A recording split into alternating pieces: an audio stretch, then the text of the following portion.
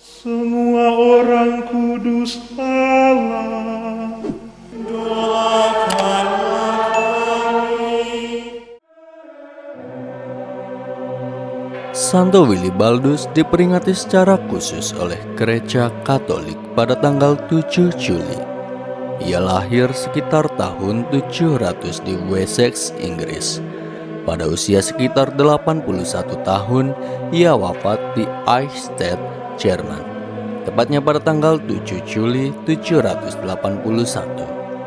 Kanonisasi dilakukan oleh Paus Leo ke-7 pada tahun 938. Santo Willibaldus merupakan santo pelindung kota Eichstätt.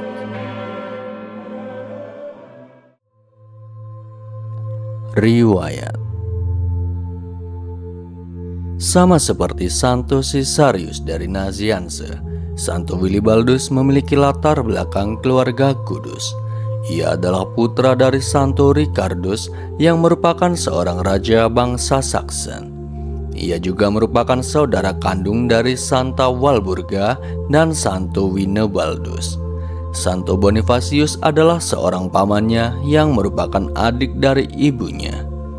Kisah tentang Santo Bonifacius sempat sedikit dibahas pada video tentang Santo Gregorius II.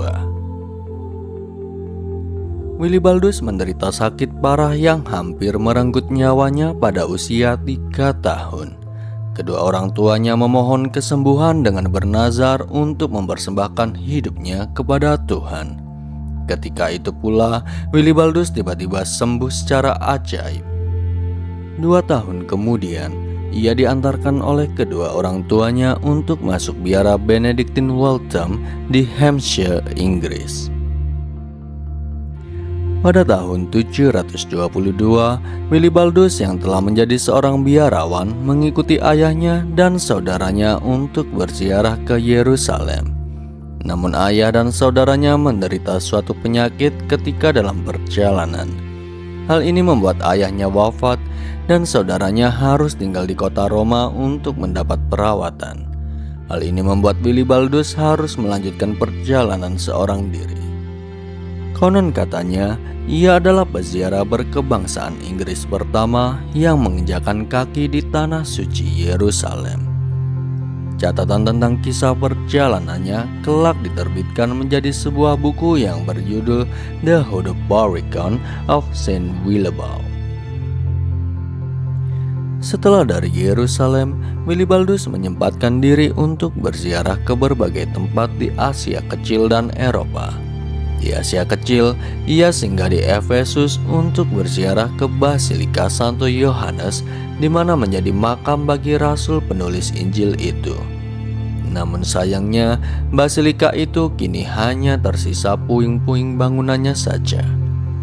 Kemudian Willibaldus singgah di Patara yang menjadi tempat lahir Santo Nikolas, uskup Myra yang menjadi inspirasi di balik dongeng Santa Claus yang ikonik.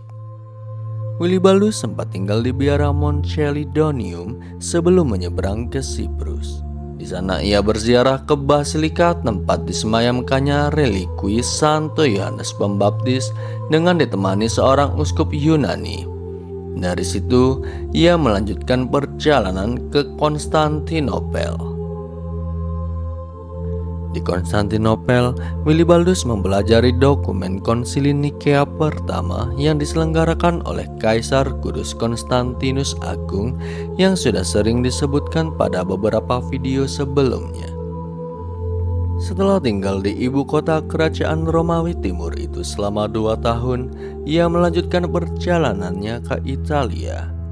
Ia sampai di kota Napoli kira-kira 10 tahun semenjak ia meninggalkan Inggris dan 7 tahun semenjak meninggalkan Winebaldus di kota Roma. Selama di Italia, ia tinggal di biara utama Ordo Benedictine di Monte Cassino selama 10 tahun.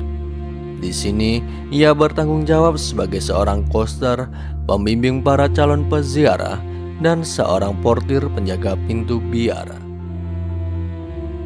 Pada tahun 739, Willibaldus menemani abbas biara Monte Cassino yang bernama Petronax, yang juga diakui oleh Gereja Katolik sebagai orang kudus, untuk memenuhi panggilan Paus Gregorius ketiga yang juga merupakan orang kudus.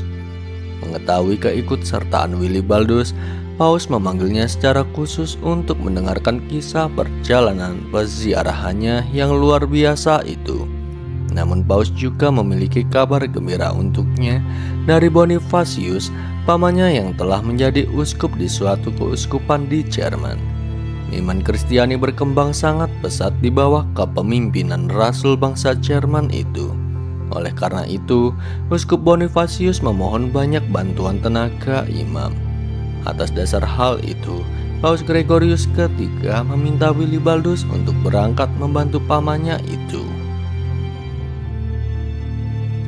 Pada tahun 740, Willibaldus tiba di Jerman.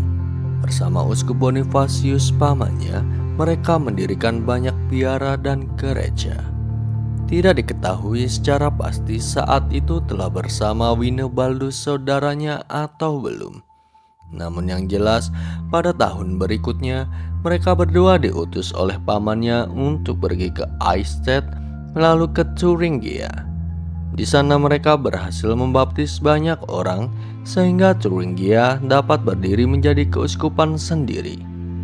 Mereka juga mendirikan sebuah biara Benediktin di Heidenheim. Winebaldus menjadi abbas pertama di sana yang kemudian dilanjutkan oleh Walburga. Ketika Eichstätt menjadi keuskupan yang mandiri pada tahun 745, Willibaldus dipercaya untuk menjadi uskup pertamanya. Tongkat gembala ia emban selama 36 tahun. Saat ia mengembuskan nafas terakhirnya, ia dimakamkan dalam Katedral Eichstätt yang dikenal dengan nama The Cathedral Church of the Blessed Virgin Mary, Saint Willibald, and Saint Salvator.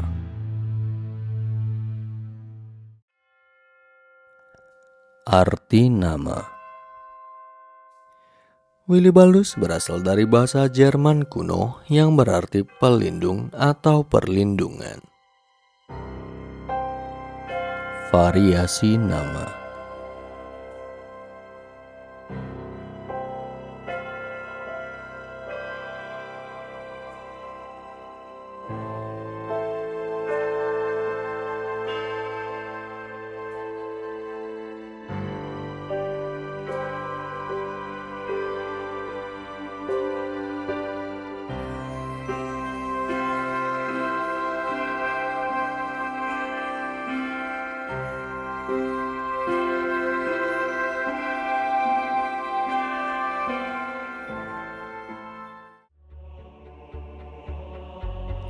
Itulah kisah tentang Santo Willibaldus, seorang misionaris yang menghabiskan sebagian besar waktunya untuk berziarah. Santo Willibaldus, doakanlah kami.